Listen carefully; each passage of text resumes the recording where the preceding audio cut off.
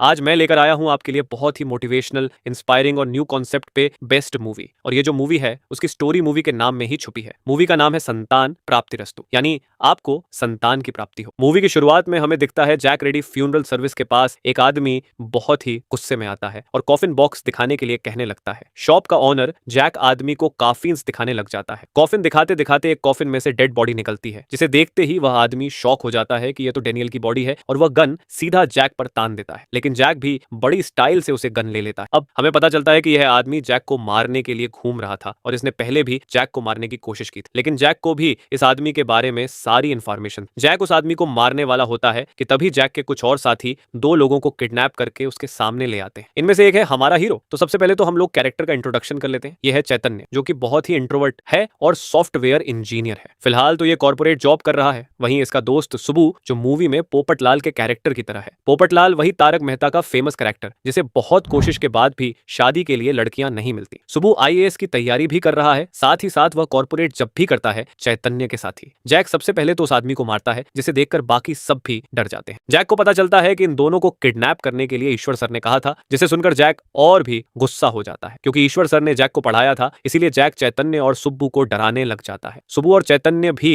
Request करने लग जाते हैं, हमें मत मारो। और बातें ही बातों में सुब्बू कह देता है कि यह है जिसने ईश्वर सर की लड़की से प्यार किया, मेरा तो इसमें कोई कसूर भी नहीं है। जैक जैसे ही सुनता है कि चैतन्य की लव स्टोरी है, तो उसे सुनकर जैक बहुत ज्यादा ही इमोशनल हो जाता है, क्योंकि जैक का लव स्टोरी के लिए अलग ही सॉफ्ट कॉर्नर है, जो हमें आगे चलकर पता चलेगा। जैक सबसे पहले तो चैतन्य को अपनी लव स्टोरी सुनने के लिए कहता है और कहता है कि अगर तुम्हारी लव स्टोरी में दम नहीं हुआ तो इसका एंड मैं खुद लिखूंगा। अब यहाँ से चैतन्य अपनी लव स्टोरी सुनना चालू करता है। एक दिन चैतन्य अपने दोस्त सुबू को आईएएस का एग्जाम दिलाने के लिए उसके एग्जाम सेंटर लेकर जा रहा होता है और वह लोग जाते जाते रास्ते में मैट्रिमोनियल साइट के बारे में बात कर रहे होते हैं और सुब्बू चैतन्य को कह रहा होता है कि तू भी मैट्रिमोनियल पर अपना नाम दे दे। लेकिन यह चैतन्य अपना नाम मैट्रिमोनियल साइट्स पर डालने के लिए मना कर देता है और कहता है कि मुझे लड़की मिलेगी तो बिना मैट्रिमोनियल साइट के ही मिलेगी और मैं कभी भी लड़की अपने लैपटॉप से नहीं ढूंढूंगा। अब कुछ ही देर में चैतन्य सब्बू को लेकर उसके एग्जाम सेंटर पहुंच जाता है और जैसे ही चैतन्य अपने घर के लिए निकलने लगता है, तभी वहां एक ऑटो अचानक से आकर रुकता है, जिसमें एक खूबसूरत सी लड़की बैठी होती है, जिसे देखते ही चैतन्य का तो ध्यान लड़की पर ही फिदा हो जाता है और वो अपनी आंखें लड़की से हटा नहीं पा रहा होता है। यही लड़की हमारे मूवी की हीरोइन है। लड़की का नाम है कल्याणी। अब कल्याणी सीधा एग्जाम सेंटर के अंदर चली जाती है और अब चैतन्य भी वापस अपने घर जाने के लिए निकलने लगता है कि तभी कल्याणी को सेंटर के टीचर्स बताते हैं कि आप गलत सेंटर पर आ गए हैं, ये आपका सेंटर नहीं है। तभी कल्याणी दौड़ते हुए वापस इधर उधर देखने लगती है और उसे कोई भी ऑटो आसपास नहीं मिलता। वहीं पर जब वह चैतन्य को खड़ा देखती है तो वह सीधा चैतन्य से जाकर हेल्प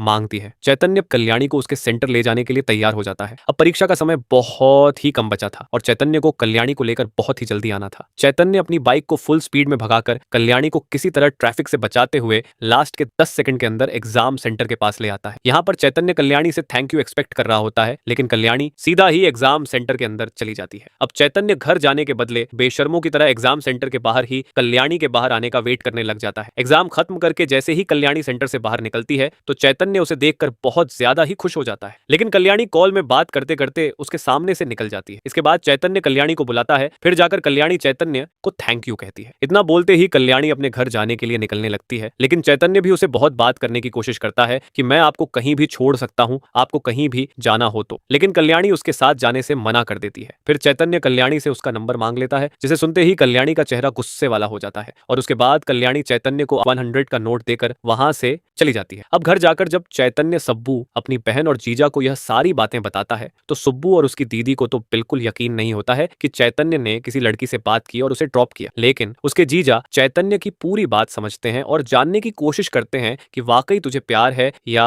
अट्रैक्शन था। कुछ क्वेश्चन का सवाल पूछने के बाद जीजा को पता चल जाता है कि चैतन्य को प्यार है। अब सवाल यह था कि वो लड़की अब चैतन्य को कहां मिलेगी। चैतन्य के जीजा तो उसे यह तक कह देते हैं कि अगर तू लड़की को सच में चाहता है तो वो तुझे जरूर मिलेगी। अब एक दिन सुबह ऑफिस में बैठकर मैट्रिमोनियल साइट पर लड़कियां देख रहा होता है, तभी एक लड़की की फोटो सामने आती है और यह फोटो कल्याणी की ही होती है। सुबू और उसके दोस्त कल्याणी को देखकर बातें करने लग जाते हैं, जिसे सुनकर सुबू पर चैतन्य चिल्लाता है कि काम बहुत पड़ा है और तुम लोग टाइम पास कर रहे हो। रहे हो। तभी चैतन्य की नजर भी कल्याणी की फोटो पर जाती है। चैतन्य तुरंत उसकी फोटो क्लिक करके अपनी मैट्रिमोनियल साइट पर प्रोफाइल बना लेता है और तुरंत ही कल्याणी को रिक्वेस्ट भेज देता है। कल्याणी का रिक्वेस्ट भी सामने से एक्सेप्ट हो जाता है। अब चैतन्य को ऐसा करते देखकर सुब्बू और बाकी उसके साथी उसकी टांग खींचने लग जाते हैं कि तूने कैसे प्रोफाइल बना ली। तब चैतन्य सुब्बू को बताता है कि यह वही लड़की है जो मुझे सेंटर पर मिली थी। कल्याणी चैतन्य को मैसेज भेजकर वारंगल का लोकेशन भेजती है और उसे मिलने के लिए बुला लेती है। चैतन्य भी कल्याणी से मिलने के लिए अपनी गाड़ी पकड़कर निकल पड़ता है। चैतन्य बड़ी खुशी से हाथों में गुलदस्ता लेकर कल्याणी से मिलने के लिए रेस्टोरेंट पहुंच जाता है और बैठकर कल्याणी का आने का वेट करता रहता है। उसी के पीछे एक आदमी चैतन्य से पूछने लग जाता है कि तुम तो यहाँ के नहीं लग रहे, तुम यहाँ कैसे आए हो। अब यहाँ वह अंकल चैतन्य से बहुत सारे सवाल पूछने लग जाते हैं। क्या करते हो, क्या काम है, कितना कमा लेते हो, कहाँ रहते हो, गाड़ी है या नहीं, पैसा कितना बचा ली हो अभी तक। ये सुनने के बाद चैतन्य कहता है कि हम आपके जनरेशन के नहीं है, हम पैसा नहीं बचते, हम तो पैसे उड़ा देते हैं क्योंकि आगे की जिंदगी का तो कुछ पता ही नहीं है। इसी बीच वे अंकल ये भी पूछते हैं कि अगर तुम शादी करने जाओगे तो लड़की का बाप ये सब तो दिखेगा ही। तो चैतन्य भी कह देता है कि लड़का और लड़की का आपस में कनेक्शन होना जरूरी है, शादी तो भाग कर भी की जा सकती है। यहाँ वह अंकल गुस्सा हो जाते हैं और कहते हैं कि कल्याणी वैसी लड़की नहीं है। अब तक तो आप समझ ही गए होंगे, जी हाँ, यह है कल्याणी के पापा। और हमें यहाँ यह भी पता चलता है कि चैतन्य को जो मैसेज किए गए थे वह कल्याणी के पापा ने ही किए थे, यानी ईश्वर जी ने। कल्याणी को तो यह सब पता भी नहीं है कि उसकी प्रोफाइल मैट्रिमोनियल पर बनी हुई है। इतना सब सुनने के बाद चैतन्य भी शॉक हो जाता है और वह माफी मांगने लगता है, लेकिन ईश्वर जी नहीं सुनते और चैतन्य को यह कहते हैं कि अब मैं अपनी बेटी की शादी तो गवर्नमेंट जॉब वाले लड़के से ही करूंगा, क्योंकि ईश्वर जी का मानना था कि आदमी की सैलरी बहुत इंपॉर्टेंट रखती है और जबकि चैतन्य तो कुछ बचाता ही नहीं है। गुस्से में ईश्वर ये भी कह देते हैं कि चैतन्य तो सिर्फ कंप्यूटर में बैठकर टाइपिंग ही करता है। ये सुनने के बाद चैतन्य भी गुस्सा हो जाता है और वह भी ईश्वर जी को खूब खरी खोटी सुना देता है कि आजकल जितना भी काम दुनिया में चल रहे हैं वह सब सॉफ्टवेयर की वजह से चल रहे हैं और उसके पीछे बैठा हुआ है टाइपिंग करने वाला। अगर यह नहीं हुआ तो सब चौपट हो जाएगा। इसके बाद बड़े ही स्वैग के साथ चैतन्य वहां से निकल जाता है। अब जब चैतन्य रिटर्न हैदराबाद के लिए आ रहा होता है तब वह देखता है कि रास्ते में एक प्रेग्नेंट औरत पेन से तड़प रही है। इसलिए बिना देरी किए चैतन्य उस औरत को अपनी गाड़ी में डालकर हॉस्पिटल के लिए निकल जाता है। जैसे ही चैतन्य गाड़ी लेकर निकलता है तभी पीछे से कल्याणी भी आ जाती है और वह पूछने लगती है कि यहाँ जो प्रेग्नेंट औरत थी वह कहाँ गई। आसपास के लोग बता देते हैं और कल्याणी भी अस्पताल के लिए निकल जाती है। अस्पताल में पहुंचने के बाद बहुत सारे ऐसे सीन होते हैं जब कल्याणी चैतन्य के सामने होती है और चैतन्य कल्याणी के सामने होते हैं, लेकिन दोनों आपस में एक दूसरे को देख नहीं पाते। लेकिन फिर तभी नर्स अंदर से आवाज मारती है कि उस औरत को लड़की हुई है। तभी दोनों भागे भागे लड़की को देखने के लिए आते हैं और तभी चैतन्य और कल्याणी एक दूसरे से मिलते हैं। जब कल्याणी को पता चलता है कि चैतन्य ही उस औरत को लेकर आया था तो कल्याणी और भी ज्यादा खुश हो जाती है। जब कल्याणी चैतन्य से पूछती है कि तुम यहाँ क्या कर रहे हो, तब चैतन्य झूठ कह देता है कि मेरी यहाँ जॉब लग गई है। कल्याणी फिर चैतन्य को अपना नंबर देती है और कहती है कि अगर तुम्हें यहाँ कुछ भी जरूरत पड़े तो मुझे कॉल कर देना। यहाँ से अब चैतन्य और कल्याणी के बीच चैट और कॉल्स होना चालू हो जाते हैं। साथ ही साथ वह लोग हर वीकेंड एक दूसरे से मिलने भी लग जाते हैं। यहाँ चैतन्य हर वीकेंड हैदराबाद से वारंगल आया करता था और एक बार कल्याणी हैदराबाद में एग्जाम देने आती है तो वह चैतन्य को मिलने से मना कर देती है कि मैं हैदराबाद आई हूँ तो तुमसे नहीं मिल सकती। लेकिन चैतन्य एग्जाम सेंटर पर कल्याणी से मिलने पहुंच जाता है। कल्याणी तो बहुत ज्यादा इंप्रेस हो जाती है कि वह मुझसे मिलने के लिए वारंगल से हैदराबाद आया है, लेकिन सच तो कुछ और ही था। खैर, एक दिन कल्याणी चैतन्य को अपनी मम्मी के पास भी ले जाती है क्योंकि वह कभी भी बड़ा डिसीजन लेने से पहले अपनी मम्मी को जरूर बताती थी और सबसे बड़ा डिसीजन ये था कि कल्याणी चैतन्य को बता देती है कि तुम मुझे पसंद हो। वैसे ही एक दिन जब चैतन्य और कल्याणी मंदिर दर्शन करने के लिए गए थे तो पीछे से ईश्वर जी भी आ गए थे और उन्होंने चैतन्य और कल्याणी को एक साथ देख लिया था। ईश्वर जी कल्याणी को बताते हैं कि यह मुझे पहले मिल चुका है, इसने तुम्हें बताया नहीं क्या, मैंने इसे तुमसे दूर रहने के लिए कहा था। बहुत सारी बुराइयां चैतन्य की करने लग जाते हैं, लेकिन कल्याणी को उन सब चीजों से कोई प्रॉब्लम नहीं थी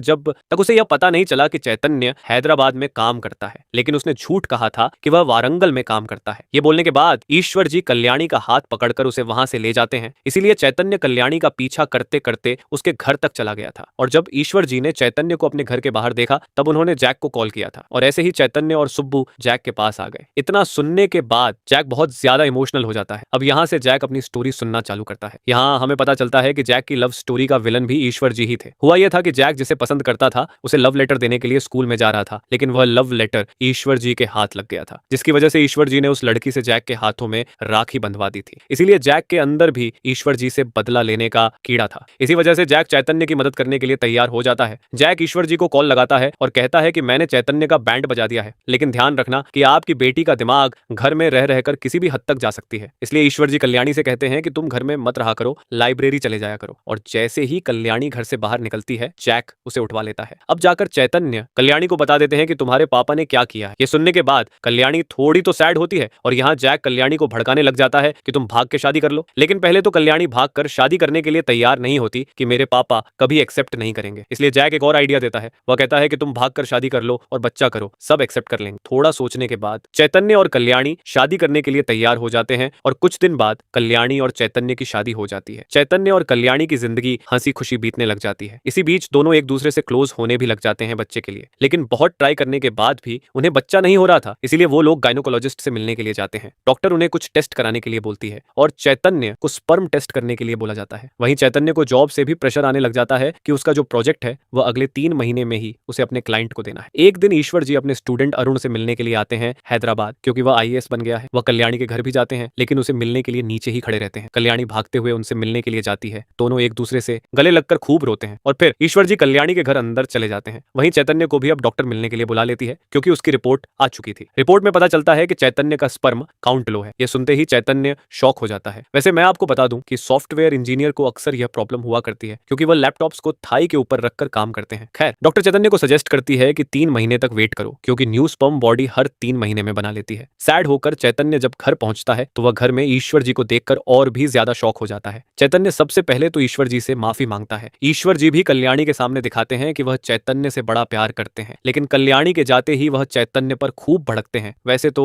गुस्सा भी जायज था, क्योंकि चैतन्य और कल्याणी ने भागकर बिना बताए शादी कर ली थी। वो चैतन्य को चैलेंज करते हैं कि तुम्हारा प्यार झूठा है और मैं यह साबित करूंगा, सिर्फ और सिर्फ 100 दिन, फिर मैं अपनी बेटी को अपने साथ ले जाऊंगा। ये सुनकर तो चैतन्य और शौक हो जाता है। एक तो पहले 3 महीने का कहर सिर पर, ऊपर से अब ये 100 दिन घर में रुकने वाले हैं। चैतन्य ईश्वर जी को समझाने की बहुत कोशिश करता है कि हम दोनों आपस में बहुत खुश हैं, लेकिन चैतन्य की बातों पर ईश्वर जी विश्वास नहीं करते और उन्होंने तो पूरा ही मन बना लिया था घर में रुकने का। ईश्वर जी चैतन्य से कहते हैं कि अगर तू वाकई कल्याणी से प्यार करता है तो 100 दिन में उसे रोक के दिखा। इसी बीच कल्याणी चैतन्य को अपने पास बुला लेती है और उसे ईगो साइड रखकर आपस में सुलह करने के लिए कहती है। कल्याणी चैतन्य से रिपोर्ट के बारे में भी पूछती है, तो चैतन्य कह देता है कि रिपोर्ट में सब नॉर्मल है। चैतन्य भी अब चैलेंज एक्सेप्ट कर लेता है और यहीं से अब 100 दिन का कॉमेडी और एडवेंचरस भरा सफर शुरू होता है। वहीं चैतन्य भी रिपोर्ट्स फाड़ देता है और दूसरी तरफ ईश्वर जी का नौकर ईश्वर जी को समझाने की कोशिश करता है कि चैतन्य इतना बुरा नहीं है, लेकिन ईश्वर जी की तो अपनी अलग सोच थी। वह कल्याणी को घर ले जाकर दूसरी शादी करवाने की सोच रहे थे। यहाँ से चैतन्य सोच लेता है कि कैसे भी करके मुझे कल्याणी को 100 दिन के अंदर प्रेग्नेंट करना ही होगा, नहीं तो वो हमें अलग कर देंगे। वहीं ईश्वर जी के घर पर होने की वजह से कल्याणी ने घर में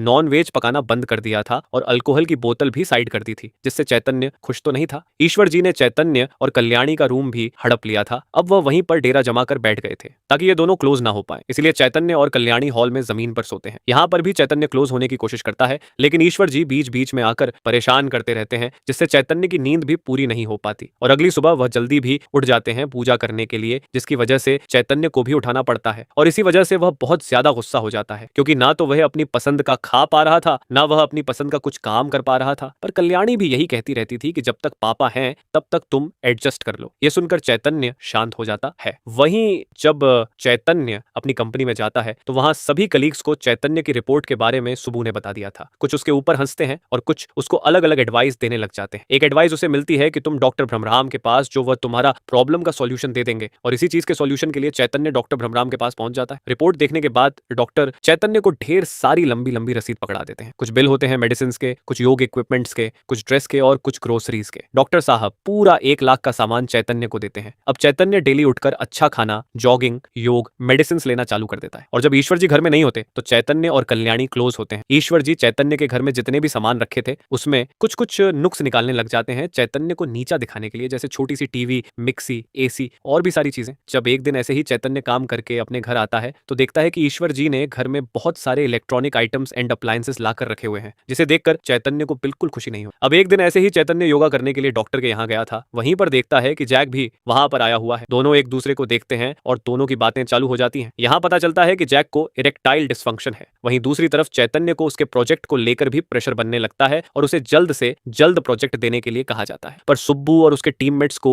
यूनियन पार्टी में जानी। चैतन्य पहले तो सीरियस होकर काम करने के लिए कहता है और यूनियन पार्टी को भूल जाने के लिए कहता है, लेकिन जब रात को यूनियन पार्टी होती है तो ईश्वर जी चैतन्य और कल्याणी को लेकर यूनियन पार्टी में पहुंच जाते हैं, जिसे देखकर तो सुब्बू शॉक हो जाता है। चैतन्य को पता था कि ईश्वर जी यहाँ कुछ ना कुछ बहाना लगाकर उसका रिश्ता तोड़वाने के लिए आए हैं, इसीलिए चैतन्य सुब्बू को ईश्वर जी पर कड़ी निगरानी रखने के लिए कह देता है। वहीं ईश्वर जी को एक लड़का मिलता है जो ईश्वर जी को बताता है कि शांति नाम की एक लड़की थी। वह लड़का बताने ही जा रहा होता है कि तभी बेहोश हो जाता है। वहां सुब्बू पहुंच जाता है। ईश्वर जी सुब्बू को देखकर ऐसा बिहेव करते हैं कि लड़के ने सब कुछ बता दिया और सुब्बू सामने से कह देता है कि मुझे नहीं लगता है इसने आपको शांति और चैतन्य के लव उस स्टोरी के बारे में बताया होगा और अब ये बेवकूफी चैतन्य को भारी पड़ने वाली है। वहीं दूसरी तरफ शांति भी पार्टी में आ जाती है जहां चैतन्य से वह मिलने के लिए आती है। आपस में बातें होने लग जाती हैं और कल्याणी कहने लग जाती है कि तुमने कभी मुझे शांति के बारे में तो नहीं बताया, तुमने बाकी सारे दोस्तों के बारे में तो बताया है। और यहीं पर आग लगाने ईश्वर जी भी आ जाते हैं। वह कहते हैं कि तुम्हारे घर का नाम भी शांति, वाईफाई का पासवर्ड भी शांति, तुम्हारी भांजी का नाम भी शांति है। यहाँ से कल्याणी को और भी बहुत ज्यादा क्लियर होने लगता है। वहीं सुबु भी आ जाता है और वह माहौल शांत करने की कोशिश करता है कि यह सब नॉर्मल है। यहाँ पर बहुत सारे कपल हैं जो एक दूसरे से प्यार करते थे लेकिन अब वह किसी और के साथ शादीशुदा है। ये सुनने के बाद बाकी सब कपल्स में भी लड़ाइयां शुरू हो जाती हैं। घर पहुंचकर कल्याणी बहुत ज्यादा ही गुस्सा करने लग जाती है और वहीं रूम के अंदर बैठकर ईश्वर जी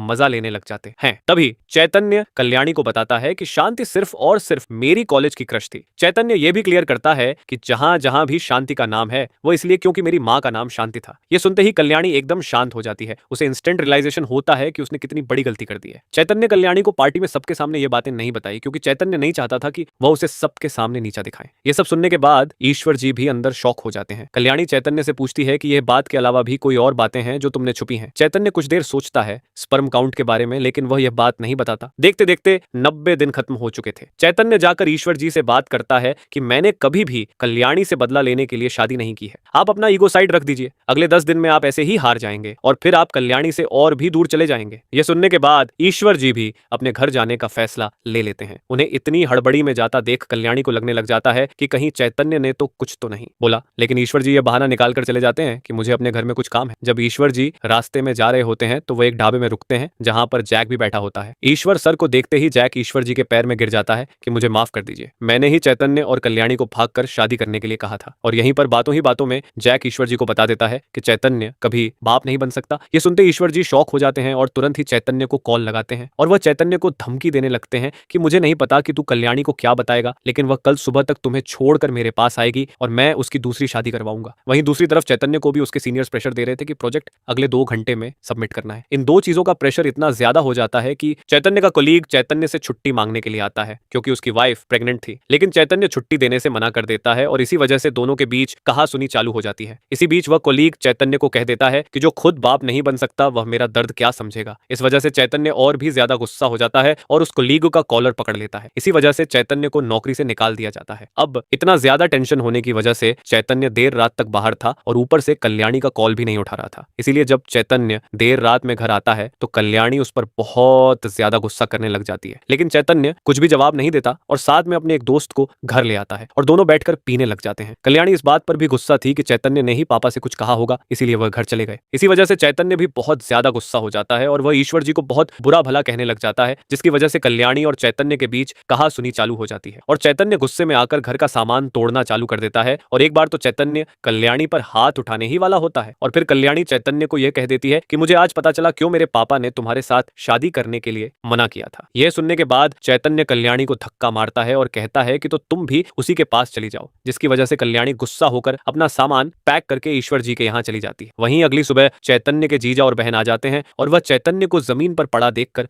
बहुत ज्यादा ही परेशान हो जाते हैं। यहाँ चैतन्य दीदी और जीजा को बताता है कि अगर कल्याणी को पता चला कि मैंने उसे झूठ बोला है तो वह मुझसे खुश नहीं होगी, इसलिए मैंने उसे खुद से नफरत कराकर मुझसे दूर कर दिया। चैतन्य की दीदी कहती है कि हम कल्याणी को जाकर सब कुछ सच सच बता देते हैं कि ईश्वर जी ने क्या किया और तुम्हारी सच्चाई भी। लेकिन चैतन्य के जीजा चैतन्य को खुद सोच समझकर डिसीजन लेने के लिए कहते हैं। अब दोनों एक दूसरे से बात तो करना चाहते थे लेकिन दोनों के अंदर ईगो था कि कौन सबसे पहले कॉल करेगा। वहीं ईश्वर जी ने कल्याणी की दूसरी शादी के लिए उसी अरुण को कल्याणी से मिलने के लिए भेज दिया था जो IAS बन चुका था। अरुण कल्याणी को आकर बताता है कि तुम्हारे पापा ने मुझे बताया था कि तुम्हारे मैरिज में कुछ प्रॉब्लम चल रही है और तुम कुछ टाइम बाद डिवोर्स ले लोगे। ये बात मुझे 6 महीने पहले बताई गई थी और मैं तुमसे शादी करने के लिए रेडी हूँ। ये सुनने के बाद कल्याणी को पूरा ईश्वर जी का गेम समझ में आ जाता है और सबसे पहले तो वह अरुण को ना कहती है। अब कल्याणी ईश्वर जी से वह सारे सवाल पूछती है जो बहुत ही इंपॉर्टेंट है कि क्या आप ही ने अरुण को मेरी शादी के बारे में बताया था? क्या आप ही मुझे और चैतन्य को दूर करना चाहते थे? आप मुझे प्रोटेक्ट करते करते यह मान बैठे हैं कि जो आप करते हैं वही सही होता है। इसी वजह से ईश्वर जी भी गुस्सा होकर कल्याणी से कह देते हैं कि तुम्हारा पति बाप नहीं बन सकता। यह सुनकर कल्याणी बहुत ज्यादा इमोशनल हो जाती है और वह